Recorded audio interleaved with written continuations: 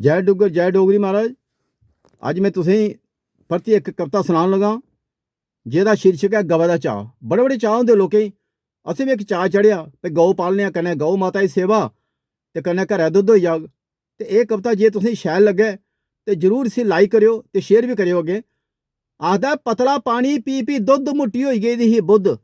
पतला पानी P P दुद्ध मुट्टी होई गेदी ही बुद्ध। गवा दी कुसै ने पाई सोधी असें बंद करी दित्ता दोधी। गवा दे कुसै ने पाई सोधी असें बंद करी दित्ता दोधी। सोचेआ पाली लैने आं डंगर लग्गा रौह् दुद्धा दा लंगर। सोचेआ पाली लैने आं डंगर लग्गा रौह् दुद्धा दा लंगर। ते चाएं चाएं बड़चै घाऽ लाइयै कुसै दे खेतर दा। चाएं चाएं बड़चै घाऽ लाइयै कुसै दे खेतर दा। तो दंदलै उंगल दित्ती पच्छी ऐसी आई घरै बिच बच्छी। दंदलै ने उंगल दित्ती पच्छी ऐसी आई घरै बिच बच्छी। जागत साढ़ा हा किश काला उन्नै झट पजाई लेआ दाला। जागत साढ़ा हा किश काला उन्नै झट पजाई लेआ दाला। ते कुतरी कुतरियै बरसीन खुट्टा होन लगी पेआ जीन। कुतरी कुतरियै बरसीन खुट्टा होन लगी पेआ जीन। धुप्पा खोल ते शामां बन्न कन्नै डाक्टरें भरचै डन्न। धुप्पा खोल ते शामां बन्न कन्नै डाक्टरें भरचै डन्न। ते सोती सोती गोहा ते घाऽ साढ़ा सुखदा लब्भै साह्। सोती सोती गोहा ते घाऽ साढ़ा सुखदा लब्भै साह्। तो असेंगी चोने दी नहीं जाच गुआंढी अग्गे गै है दाच। असेंगी चोने दी नहीं जाच गुआंढी अग्गे गै है दाज।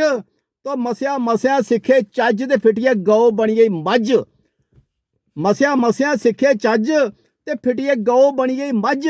ओबड़े आंगर लाचा हत्थ अग्गों सिंह ते पिच्छुआं लत्त। ओबड़े आंगर लाचा हत्थ अग्गों सिंह ते पिच्छुआं लत्त। तो घरै च लग्गा जेल्लै जुद्ध आया चेता पतला दुद्ध। घरै च लग्गा जेल्लै जुद्ध आया चेता पतला दुद्ध। लग्गे मते कमाए घट्ट बेची गौ ते खाद्धी सट्ट। लग्गे मते कमाए घट्ट बेची गौ ते खाद्धी सट्ट। दोधी दिक्खियै सुट्टी ढां कन्नै फड़ी लेई ओह्दी बांह्। दोधी दिक्खियै सुट्टी ढां कन्नै फड़ी लेई ओह्दी बांह्। ओ भरावा जो मर्जी सो दे भावें सिर पाइया तू खे। ओ भरावा जो मर्जी सो दे भावें सिर पाइया तू खे। असें पतला दुद्ध गै चंगा मुड़ियै कदें नहीं पागे पंगा। मुड़ियै कदें नहीं पागे पंगा। शुक्रिया धन्यवाद महाराज।